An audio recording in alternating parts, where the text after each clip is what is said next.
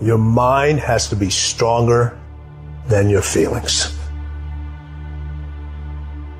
Think about every poor decision you've made in your life.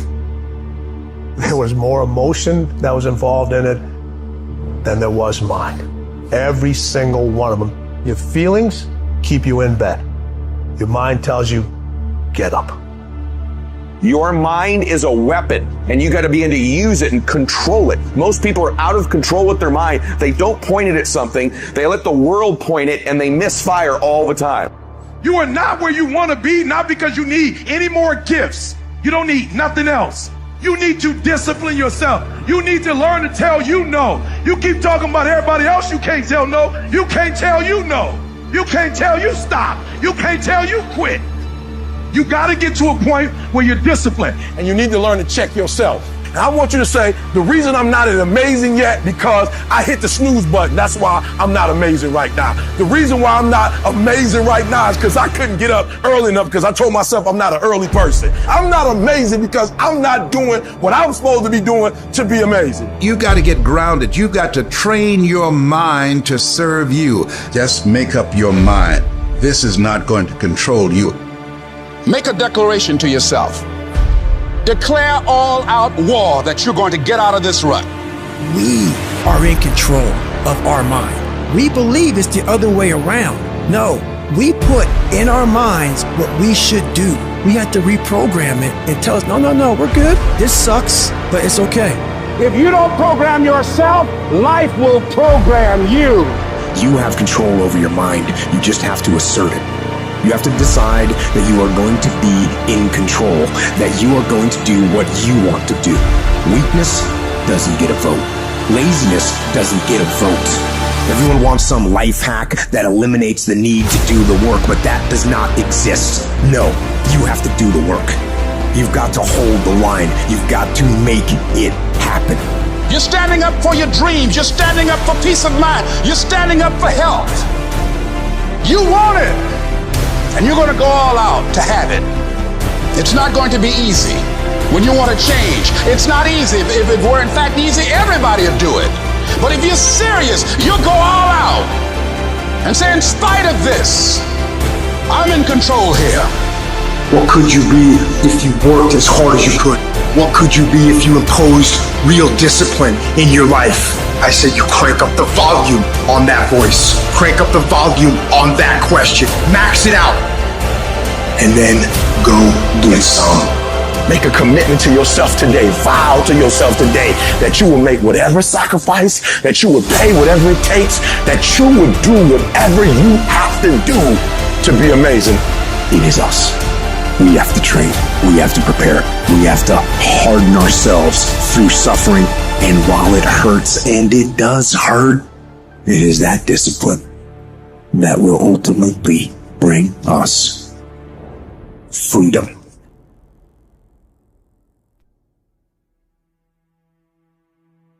The first thing I think you need to understand is that these people that you're comparing yourself to, you don't really know very well. What that means is that you see their shiny outside, but you don't see the reality of their life. You know, maybe you're in California, see someone speeding down the road in a convertible Porsche, and you think, oh man, what a lucky bastard. And the truth of the matter is that he's thinking about wrapping his expensive sports car around the next cement pillar that he comes close to. You can't tell, and people have hard lives, and even people who are comparatively fortunate have hard lives. And the ideal that you're observing that makes you jealous and resentful is in large part an illusion that's created by your own mind. I can give you just one example. I know a fair number of extremely wealthy people, and most of the people I happen to know are people who've made their money themselves. And I tell you, man, they have a burden of responsibility that would crush the typical person. They're just working flat out, and they have thousands of people depending on them, and they have their status, and that's not nothing. Don't be thinking that there isn't a price to be paid for that. You know, they don't see their families, they're often divorced, they don't see their children grow up, and they don't have time off.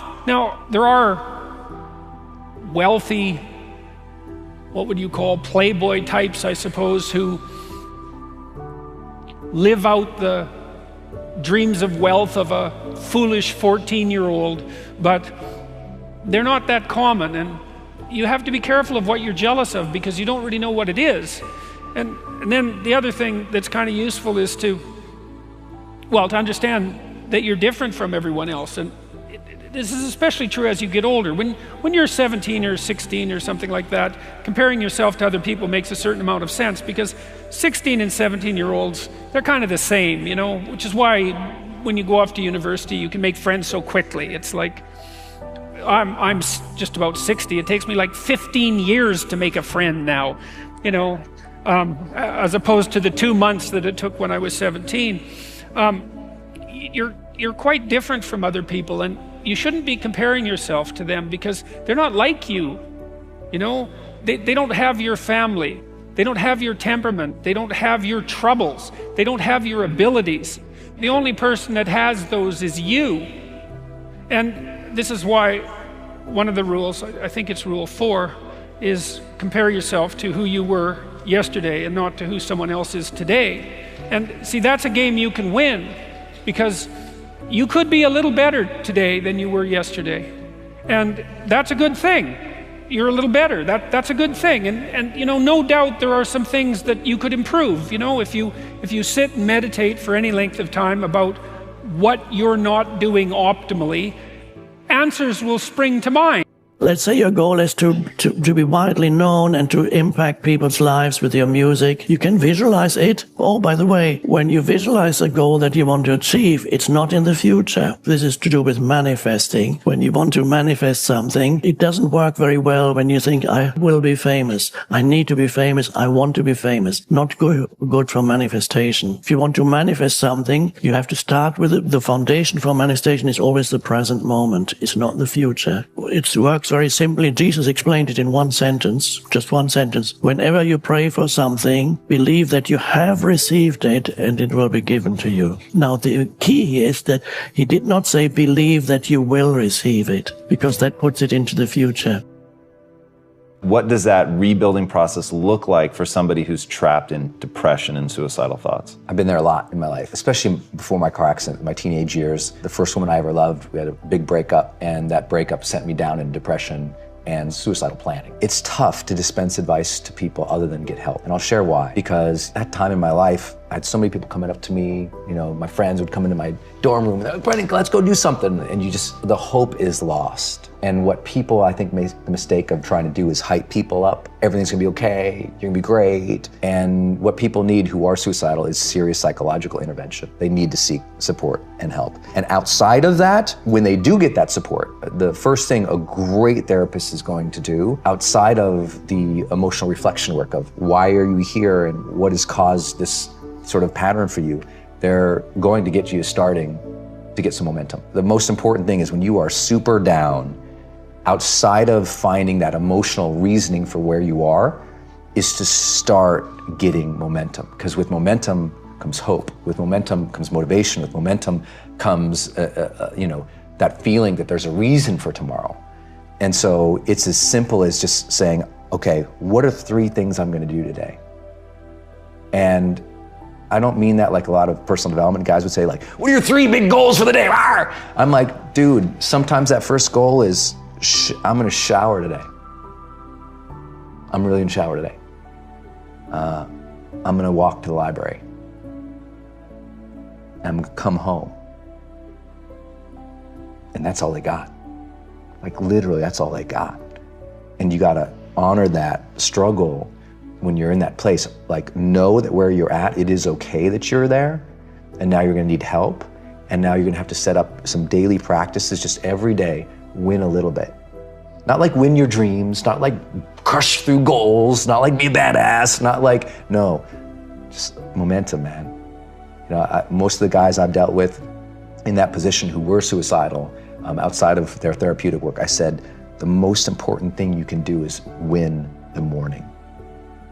Just win the morning, man. I think that's true for all of us, even high performers. Like, if I don't have my morning routine game, I feel, you know, out of sorts. So I think it's true for everybody. You gotta own your morning, you gotta win it, because that starts and sets up everything else. I know you believe that as well. Like, people need that discipline, those routines that will help the rest of their day go better. And I don't wanna ever be flippant with the advice to people who are dealing with that situation outside of get some help, get some momentum, and be okay if that momentum is really small, because it will build. Trust that that momentum builds, and trust that those gloomy and bad, dark days, trust that those are going to be there. They'll get less and less and less as you learn how to cope, but they're gonna be there.